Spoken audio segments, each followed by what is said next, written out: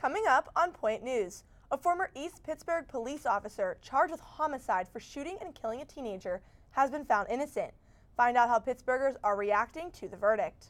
And after years of investigating the Trump campaign for collusion with Russia, Special Counsel Robert Mueller has released his findings. See what this means for the Trump presidency going forward. Also, a look at how hate speech fueled deadly attacks on 3 separate mosques over the last month. Point News starts now.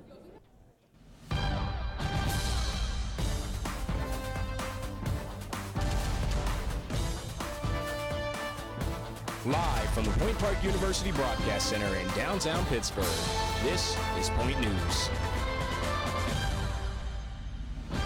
Good afternoon. Welcome to Point News. I'm Megan Masiosi. And I'm Nick Berlansky. Michael Rosfeld, the former East Pittsburgh police officer who shot and killed 17-year-old Antoine Rose following a traffic stop last June, was found not guilty on all accounts related to the incident. The trial came to an abrupt end late Friday night after only 3 days of testimony and 3 hours of jury deliberations. The jury of 7 men and 5 women from Dauphin County concluded that Rosfeld followed the correct procedure in the traffic stop that ended Rose's death. Rosfeld's lawyer, Patrick Thomasy, believes they made a well-informed decision, saying, "I gave this jury a lot of credit.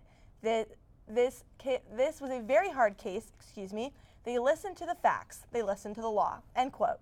Thousands of protesters took to the streets throughout the weekend and into early this week to voice their opposition of the verdict.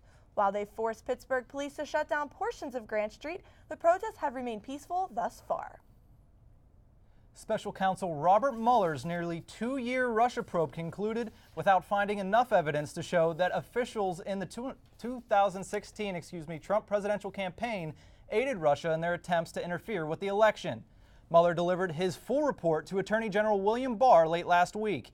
The Attorney General later released a 4-page summary of the report, which stated, quote, "The investigation did not establish that members of the Trump campaign conspired or coordinated with the Russian government in election interference." Now the president, along with members of Congress, are calling upon the Attorney General to release the full 300-page report to the public. Democrats have accused Barr of covering up potentially damaging information, as he has not hinted at releasing the report anytime soon. The right to free speech protects millions of people in our country. But what happens when free speech turns to hate speech and hate speech becomes violent? Point News reporter Nicole Pampina has the story. On March 15th, 2 mosques in Christchurch, New Zealand became the target of a deadly mass shooting. Not even 2 weeks later, a mosque in California became the target of not only arson and vandalism, but also a statistic in a recent uptick in hate crimes. According to statistics from the FBI's Uniform Criminal Reporting Program, over 75% of reported religious bias hate crimes in 2017 were either anti-Semitic or anti-Islamic. In his senior honors project, David DeFelice examined that tie between hate speech and hate crimes. We know that the precursor to hate crime is hate speech. And so I just generally, had the question, is there something the government can do? DeFelice partnered with the Jewish Federation of Greater Pittsburgh in a panel discussion to consider whether the First Amendment lets incidents of hate speech go too far, leading to these violent crimes. Oftentimes those incidents turn out to be one-time incidents, but it could also show a trend in the area. Ever since the October 27th shooting at the Tree of Life Synagogue here in Pittsburgh, the most recent hate crimes have especially hit home for the community. We know what it feels like to be attacked as a faith community by a white supremacist gunman. I mean, some of the details in the 2 attacks are just eerily similar. According to sales, the Jewish Federation of Greater Pittsburgh raised around $200,000 as of March 18th in an emergency fund for the 2 mosques in Christchurch. It doesn't just have to be Jewish communities, it's the Muslim community, it's the African American community. We keep seeing all these hate crimes happen, so it just kind of shows that it's not isolated to one group. Sales added that the best way to fight hate crimes is through education and getting to know one another. Reporting from downtown Pittsburgh, I'm Nicole Pampina for Point News. Coming up on Point News, all charges were dropped this week against Empire star Jussie Smollett, who was accused of staging a hate crime on himself. Find out how Chicago officials are reacting. Pittsburgh is bringing new traffic signals to downtown. Find out what you can expect with these upcoming changes. And it's been a beautiful week so far, but will the sunshine stick around through the weekend? Point News' Jevin Flegel has your weekend weather up next. We'll be right back.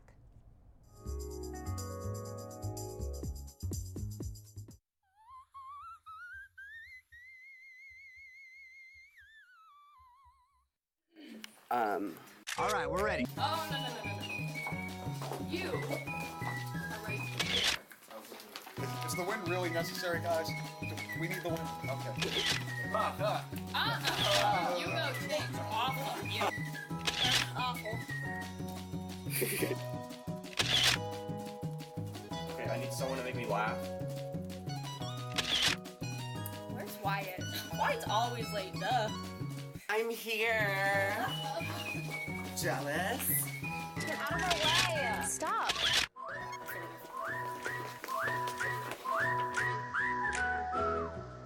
Cool. Okay. And now we're smiling like there's a lot of noise going on. A lot of noise. 3, 2, 1. Here at the Pioneer sideline. We covered the real sports.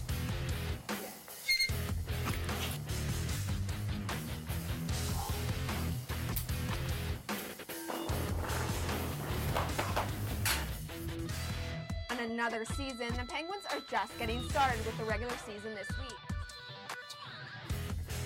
Pioneer sideline.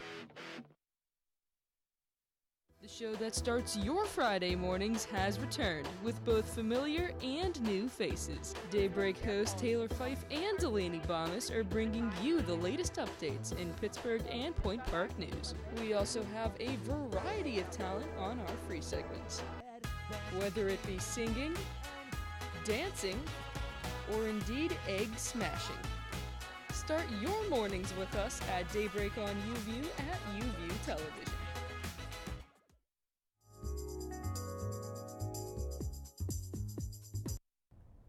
Welcome back to Point News. According to a Pittsburgh press release published on March 20th, there will be traffic signal timing changes on Grant Street in downtown Pittsburgh. This is an effort to increase pedestrian safety. The time sequence of green turn arrows for drivers and walk phase for pedestrians will be altered during the traffic cycle. The Department of Mobility and Infrastructure are monitoring Grant Street and making adjustments to the traffic signals. Traffic signal timings, until April 18th, Finalized changes should be complete by June 17th. We've had a pretty fantastic week so far. Will the clear skies and mild temperatures stick around? We'll go to Point News reporter Jevin Flegel for your weekend forecast. Jevin? It's spring-like weather outside today. The current temperature is 59 degrees. The high is 63 and the low is 52. Friday, we're going to have a high of 71, a low of 55, and a 10% precipitation. Saturday, we're going to have a high of basically 76 and a low of 55, and 0% precipitation. And then on Sunday, we're going to have a high of 57 and a low of 38, and a precipitation of 60%. It's just going to be great, but I understand that the weather is going to kind of be a little mix of this for the spring weather. So hope to you, and back to you guys. Up next on Point News, find out how Pennsylvania is changing its laws around state-issued ID cards. And later, Point Park Center for Student Success is launching a new online campaign. Point News will return right after this break.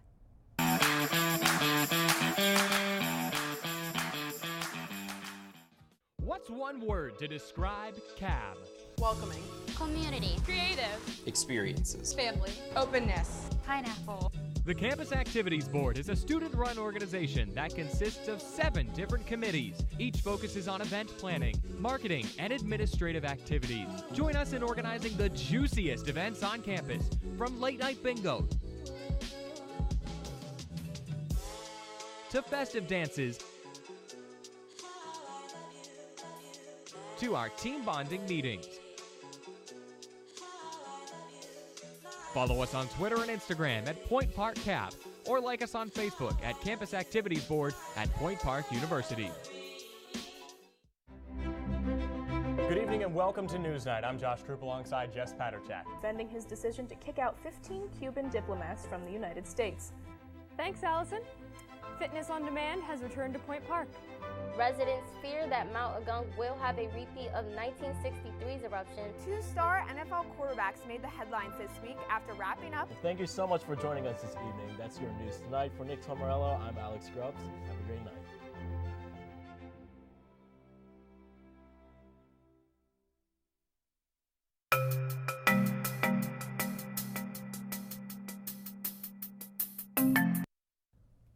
Welcome back to Point News. Chicago Mayor Rahm Emanuel calls it a, quote, whitewash of justice.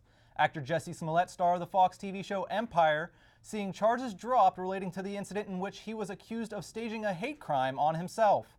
Despite the charges being dropped, Smollett forfeited the $10,000 bail he put up. And the mayor of Chicago and members of the police department say they're standing by their investigation. Smollett was suspended from the season's final 2 episodes of his TV series. The Fox TV network hasn't announced if he'll return should the show be renewed for next season. According to PennDOT Driver and Vehicle Services, Pennsylvania citizens will need a real ID driver's license, photo ID, valid passport, or military ID to board domestic flights or enter federal buildings by October of 2020. The real IDs are now available to the public and can be obtained online through dmv.pa.gov. Alexis Campbell, the press secretary for PennDOT, explained that Real ID compliant products have a gold star in the upper right corner that indicate that it is a real ID. Coming up on Point News, one WWE star sent a substantial donation to help one UPMC hospital. Find out how this is going to benefit children dealing with life-threatening diseases in Pittsburgh.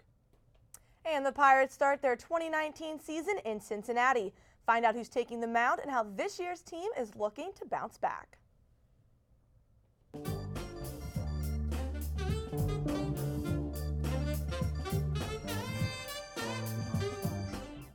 The United Student Government at Point Park University, working since the 1970s to solve the issues that matter to you. What concerns do you have about the university? Student life, safety, food service? Send us an email to studentconcerns@pointpark.edu or stop by our office on the 7th floor of the Student Center. You can also attend our weekly open meetings on Mondays at 3:15. Follow us on social media at USG_PPU for more. The United Student Government, by the students, for the students. The Point Park Sports Network, bringing you live coverage of Pioneer Athletics on Stretch Internet, the home of the River States Conference and the NAIA. Subscribe today for complete access to the Point Park volleyball, baseball, basketball, and soccer teams. Watch live and on-demand broadcasts and don't miss a minute of Point Park Athletics. Head to pointparksports.com/live for broadcast listings. The Point Park Sports Network, your streaming home for Point Park Athletics. 3, 2, 1. Please visit our website. Please, it's a nice website. Please visit our website. Please. If you have ever watched television, whether accidentally or on purpose, YouView is for you.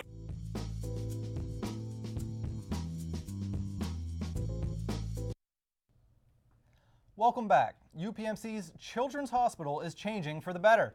The hospital recently received a $1 million donation from WWE executives Stephanie McMahon and Paul Levesque to fund a brand new therapy suite for patients with iobenguane treatment.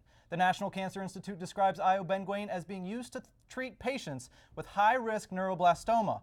Rachel Petrocelli, president of the Children's Hospital of Pittsburgh Foundation, said the new technology will aid the patient and family experience. This suite will become the only one of its kind in Western Pennsylvania. Point Park Center for Student Success is launching a new social media campaign and website to make students more aware of their services. Point News reporter Nicole Fascini has that story. One department at Point Park is trying to make itself more well known throughout the university by using social media to establish a brand. Point Park Center for Student Success, a department established by the university to ensure that students graduate on time, started using social media to establish a brand. This is something that Angelo Gargaro, Student Success Coordinator and the organizer of this social media branding process, says that many other departments at Point Park have already been doing. The other departments at Point Park University have really inspired us to step up our game a little bit. Throughout the course of the semester, they will be posting to their new Twitter account and releasing a series of videos on their new YouTube channel. Angelo says that these social media posts will contain engaging ways to connect with students, like posting and retweeting memes. We want to be able to engage them and then lead them towards the resources that we feel are beneficial for them. The videos will serve two purposes. Some will be how-to and tutorial style videos, such as how to schedule an appointment with a tutor. Other videos will aim to increase awareness about the services they have to offer, such as alleviating the stigma that is associated with going to tutoring. We want to have a defined, focused area where students can find these resources and benefit from them. While many Point Park students are on social media, the Center for Student Success staff says that they are trying to use it to connect with them. Student Success Coordinator Michael Elko says that they hope more students will become aware of their services by the use of social media. I think it's instrumental in forming a brand. By today's definition, if you own a brand, you are on social media. This content will be produced and published by the Center for Student Success in the hopes of spreading awareness for what they can offer to Point Park students. We are hoping that that outreach is going to provide us with the results we're looking for. We want students to be more aware of what CSS does for them. Now, the staff here tells me that they are looking to branch out to other social media platforms in the years to come. I'm Nicole Fascino at Point Park University for Point News. The Roland School of Business held their second annual Emerging Trends in Sports event this past Tuesday, the 26th. Point Park professor Robert Durda explained that Point Park had been selected by the city of Pittsburgh and Allegheny County to head a task force to bring esports to the city.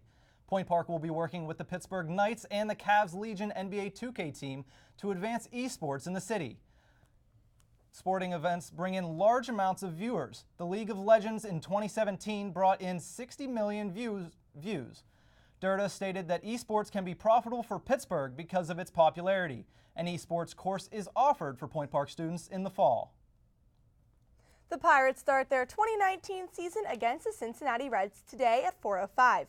Jamison Tyone takes the mound for Pittsburgh, looking to continue his development from 2018 against the Red teams who added Yasiel Puig, Matt Kemp, and Tanner Roark. This offseason, the Pirates are on the road for their first 3 games before heading back home to take on the St. Louis Cardinals on April 1st. And Nick, what are you expecting to see from the Pirates this season? They had a lot of offseason. Yeah, they made a lot of different moves. Got rid of Jordy Mercer and Josh Harrison. That's a big thing, especially since those two players have been playing for the Pirates for the last half decade almost. So you have players like Eric Gonzalez coming in. You have Melky Cabrera starting in right field, I know, today. So it's a lot of different players coming up now and a lot of different faces in the Pirates organization.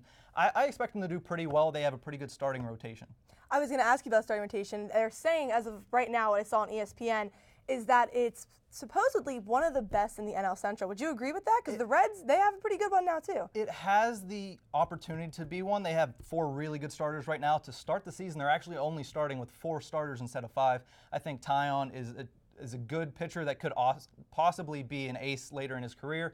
Chris Archer's hit or miss, but if he can have his game going, he was at an ace level at one time in his career, and I think both Trevor Williams and Joe Musgrove have done pretty well as well. Do you think Steven Baralt deserves that final spot in the rotation? Because I thought he came on last season pretty well, and if Tyler Glasnow was still here, I thought that would have been an interesting battle. There was a good quote when they asked him about it. He did make the opening day roster, but as a bullpen pitcher, he said, "I'm here to be a starting pitcher, but I'm going to do whatever it takes to help the team win." So hopefully, he can come out of the bullpen a little bit and help the team win a little bit and maybe get a chance at that 5th starter position, especially if injuries start persisting. Well, as one season's starting, one is ending, and the Pittsburgh Penguins, they're down to their final 5 games, and points, it's crucial between them, the Blue Jackets, and the Hurricanes. And the next 2 games are even bigger, especially considering the teams that the Hurricanes are currently playing. They play the Capitals tonight, but the Penguins over the weekend, they're going to get the Predators and the Hurricanes, so that's going to be tough, especially considering both teams are also fighting for playoff positioning. Which game do you think is more important, the Predators or the Hurricanes? I think the Hurricanes. The Predators game, it's the point of if you go to overtime in the Predators game, it doesn't really hurt you because it doesn't hurt you in the standings, but the Hurricanes game, you're fighting with that team. So especially a team that's given the Penguins problems over the entire season. So I think the Hurricanes is going to be the more important game. What about you? I definitely agree with the Hurricanes, but I think what's hurting us right now is defense. Letang being day-to-day again. It's I just wish he could stay healthy. I'm hoping that maybe they're trying to keep him for playoffs, but we'll see. And that's all we have for this week. Thank you for watching. Point News will be back next Thursday at 2 p.m. Have a great week, Pioneers.